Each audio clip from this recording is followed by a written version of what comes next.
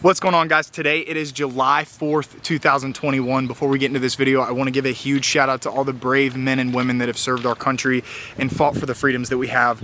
Without them, I wouldn't be able to do stupid stuff like this and make a career on YouTube filming hunting and fishing. I mean, who would have thought? So anyway, on today's episode of Andrew Bernard Outdoors, we're doing the video.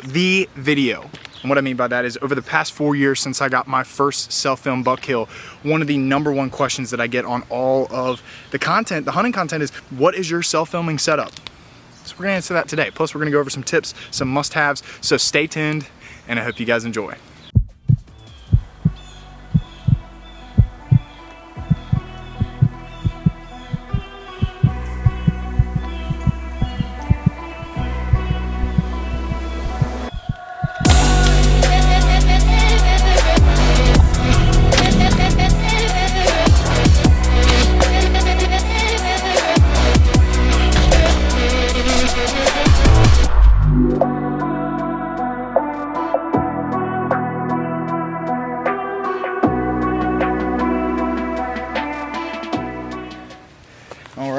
All right, what is going on? I'll rotate that screen again. I hope everyone is getting ready for deer season. It is July, we have August, and then September kicks it all off for the new season. So regardless, I had a stand built that I'm going to hang tomorrow, and I was like, you know what? This would be the perfect time to come out and shoot this video and show everyone my self-filming setup in a close-up perspective, because it's hard to get up in a tree and have somebody showing what you're doing, and that'd be really impossible to shoot. So I've got a tree stand about 2 feet off the ground. I'm in my backyard, and we've got everything in the tree like we're set up to hunt. And I got up in it earlier while I was doing this, and honestly getting butterflies because deer season is right around the corner. So without further ado, I'm gonna hop up here, and while I'm sitting in the stand, the first thing we're going to cover is some of the must-haves when it comes to self-filming. I see guys mount cameras in so many different ways, but if you're legitimately looking for quality footage, quality content, the first investment needs to be a decent camera arm. Seriously, when I started filming with an actual hunting camera arm, it changed my life. I used to do some crazy things. And as far as brands, I'm not sponsored by anyone, so I'm not gonna sit here and say, use this one and use this one, and I use this one and I use that one. I'm just gonna give you guys some brand names that I know that have quality products. So the first one is Muddy, and the second one is Fourth Arrow. Check out their products. It just depends on how much you guys want to spend. So the first investment, look at a camera arm. Now, if you're buying a decent camera arm for filming hunting, a lot of the times they do not come with fluid heads. If you don't know what a fluid head is right here. This is the little part that sits at the end of your camera arm that is also on top of a tripod. You can buy nicer ones and upgrade the ones that come with your tripods, or like I said, if you buy a nicer camera arm, a lot of times they do not come with a decent fluid head. Invest in a decent fluid head, because the nicer the fluid head, the smoother the axes are. It makes your footage come out a lot cleaner. So nice camera arm, decent fluid head, those are the first investments. When we talk about camera equipment, I'm not gonna go into detail about all the cameras that I've ever used. You can get into camcorders, you can get into DSLRs, you can get into mirrorless cameras. There's a lot of different cameras out there. For capturing the hunt itself, I would definitely start off with a camcorder. And the reason I say that is they are super easy to use. You don't have to worry about all these different lenses. When you get into filming with a DSLR or a mirrorless camera, if it doesn't have an electronic lens, it's all controlled by your hand, and that makes it really hard. We're trying to make life easier in the stand and not too complicated to where you're ruining the hunt, making bad shots, or not getting shots at all. A lot of times when you get into a camcorder, it just makes things a little bit easier. But start with a camcorder and then eventually work your way into a DSLR or a mirrorless camera if you want to try that route. Going into the second camera angle that I would focus on if you're new into self-filming, and that is capturing yourself.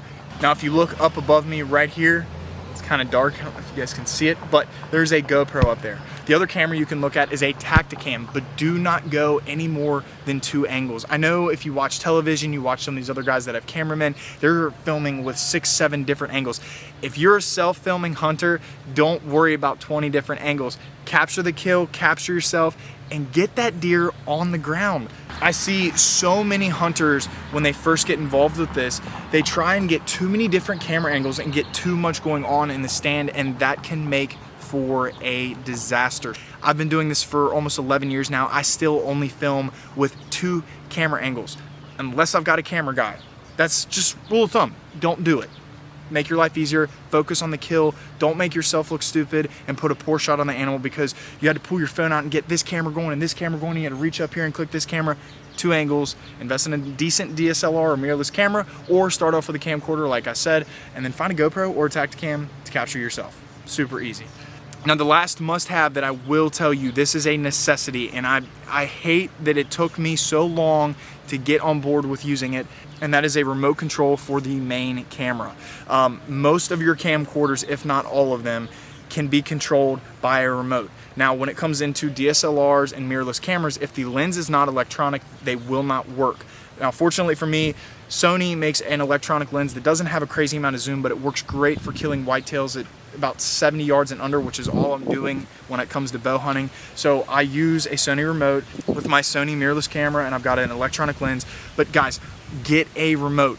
When it comes to self-filming, this remote right here, I turn this switch on the side of my camera. It powers the mic on, powers the camera on, and then I can control the zoom and move the camera all at once. If I'm trying to do this and I have to have both my hands on the camera working the camera, how am I gonna shoot the deer? Investing in a remote will be the best thing you ever did when it came to self-filming hunting, I promise you. So get a remote. So we'll go over this one more time. Invest in a decent camera arm. Brand-wise, I would say Muddy or Fourth Arrow. Look at a decent fluid head. I really don't have a brand specific that I'm using. I really jump around them all, but invest in a decent one that has all the different locking mechanisms at all the different axes.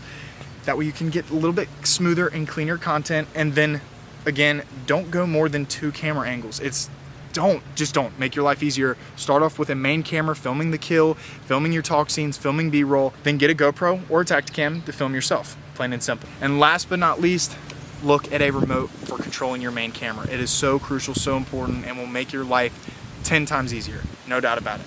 So now that we've talked about the must-haves for self-filming hunts, we're gonna go into some tips on camera positioning. Camera positioning is so crucial because when it comes down to it, if the cameras are not in the right spot, it means you're gonna be moving more, things are gonna be out of order, it makes it more complex, and when there's too much movement in the stand, that's when you're gonna get caught and you're gonna ruin that hunt. So don't want that to happen, and if you're gonna get involved with filming hunts, you've got to put your cameras in the right spot. And the first camera we're gonna talk about is the main camera. So your DSLR, your mirrorless camera, your camcorder, whatever you invest in, that camera arm needs to be mounted at hip height. And that is so important because when we're filming hunts, we're looking at a downward angle majority of the time. I don't know, some of you guys might be hunting on a hillside and looking up, whatever, but most of the time you're in a tree stand, you're looking down. If we're mounting the camera anything higher than your hip, what's gonna happen is you're moving your head up to look at your viewfinder, back down to the deer. There's too much movement going on. So when we put that camera arm at hip height, if I'm looking at which you guys can't see, there's a water bottle right here, but we'll pretend that's a deer in a food plot. If I'm looking down at this deer, my screen's right here. Not moving my head, I'm just moving my eyes. It's less movement, there's not a whole lot going on, and he won't catch you as easy. So camera height needs to be below you, preferably put it at your hip height. If you're a right-handed shooter, it needs to go off your right side because my left hand is gonna be occupied with my bow. So right hand doing our thing, and this is where that remote comes in handy because I'm able to do this all with one hand and capture the scene all with one hand while having my hand on my bow.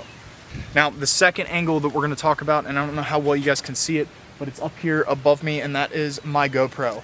Again, we talked about this. You could look at a Tacticam. You don't have to necessarily buy a GoPro, but the reason I have the GoPro that I do is because I don't like having a wireless remote for that camera. I see so many guys downloading apps and using, Bluetooth or Wi-Fi enabled remotes to turn on their Tacticams, to turn on their GoPros, and that's fine and dandy, and that does make it a little bit easier. But when we talk about getting into the late season and I leave that camera Bluetooth and Wi-Fi enabled, it drains the battery like crazy. And there was one hunt where I did not have my self-filmed angle because the camera was dead from the camera being on with the Bluetooth and Wi-Fi, and then it being so cold. So not a big fan of those remotes, and these newer GoPros that have the capability to just hit the record button up top, and within a couple seconds the camera's on and it's recording you, and the camera was off initially so it doesn't sit there and drain your battery. Now, like I said, the GoPro is above me, and the reason being is because when I stand up here in this position to get ready to kill, when I reach over for my bow, the main thing here is we are trying to minimize movement. So when I'm reaching up here to grab my bow, if you look what's up here, click the GoPro, bow's right here, all in one motion. If I've got this GoPro mounted over here, I got this GoPro mounted on my bow, I've got this over here on the camera, there's a lot of things going down all in one motion. We're up, turning that GoPro on, sliding right back down the bow, and it's right here ready to go. And this is again where that remote comes in handy, because I'm able to control everything with one hand, keep my bow ready, camera's below me, I'm minimizing my movement, I'm just waiting for that perfect opportunity. All right, so we've talked about the must-haves. We've now talked about camera positioning, how I like to do them. Let's just talk about some of the fundamentals, the things that I've learned over the years, mistakes that I've made before we wrap up here. The number one thing that I think I have learned over the years of self-filming hunts is that you have to minimize movements. That is the number one thing. When it comes to filming hunts, those two just don't go hand in hand. You have to move more, and it can really ruin some opportunities. I've missed a lot of opportunities at good bucks over the years, and truthfully, if I didn't have a camera with me half the time I was hunting, my wall would look a lot better. But that's neither here nor there, because what I do here is my passion. This is what I love, and I'm mastering the craft without a doubt and getting so good at what I do. So I absolutely think you should follow how I have the cameras positioned in the stand, because like I said, I've been doing this for way too long. Now, the other tip that we can go into, pay attention, be ready at all times, because now it's not just you getting a shot off, now it's you making sure the cameras are on, ready to go, rolling and capturing that kill. So pay attention and try and get ahead of that deer by all means, because the few switches that you have to turn on, the positions that you have to get into to capture that kill, definitely pay attention. You have to pay attention. Another thing that I don't think is talked about enough in this industry, make sure you have a good shot opportunity. We as hunters, this is so important for the guys that are getting in front of cameras, getting behind cameras. If you do not have a good shot on an animal, or you think the cameras might ruin that shot and you need to get a shot off at that deer because it's a world record deer, quit messing around with the damn cameras. Hunters capturing bad shots on camera gives us a bad rap. We are trying to grow this industry. We are trying to show what hunting is all about. And when you guys have bad cases out in the woods, which I'm not saying they don't happen, but if the camera's gonna ruin that, guys, try and catch that before it happens. Pay attention. If you're like, there's too much going on, I can't worry about this, and I just gotta shoot this deer, that's fine. Don't worry about the damn camera, or don't shoot the deer. You have to pick. Me, I'm the person that says, if I don't have the cameras on the deer, I'm not gonna shoot the deer, which you probably shouldn't think like that. It's too natural for me to not have cameras in the woods with me when I'm hunting. So guys, again, and I cannot stress this enough, don't make poor shots and poor decisions because of the cameras. Do absolutely everything you can to make your actions on camera look as mature and as responsible and as caring as possible, because like I said, we have poor kills on camera. We can't find this deer because of this shot, which, like I said, stuff happens. That is hunting, no doubt about it. You don't have to have a camera to make a poor shot on an animal, but I see a lot of guys, they'll get in front of the camera, they'll make a poor shot, and they're like, man, the camera was doing, there was just this angle, it was too hard, how I was wrapped around the tree because the camera arm. Don't blame the camera. If you cannot get it on camera, either don't shoot the deer or get the camera out the way. That's all there is to it. Because like I said, we're trying to grow the industry. Don't make us look bad. That's it for today's episode. I hope you guys enjoyed. It's a hot one. I'm sitting here sweating, but deer season is literally a month away. I'm gonna be doing a food plot next month. I'm going to hang a stand tomorrow. We've got cameras running right now, and we've already got a couple hitless bucks showing up on camera. So deer season is close, and we've got a big fall plan. So I hope you guys are ready. Thank you so much. Be sure to give this video a thumbs up. If you're new to the channel, hit the subscribe button, and I'll catch you guys later on the next episode of Andrew Bernard Outdoors.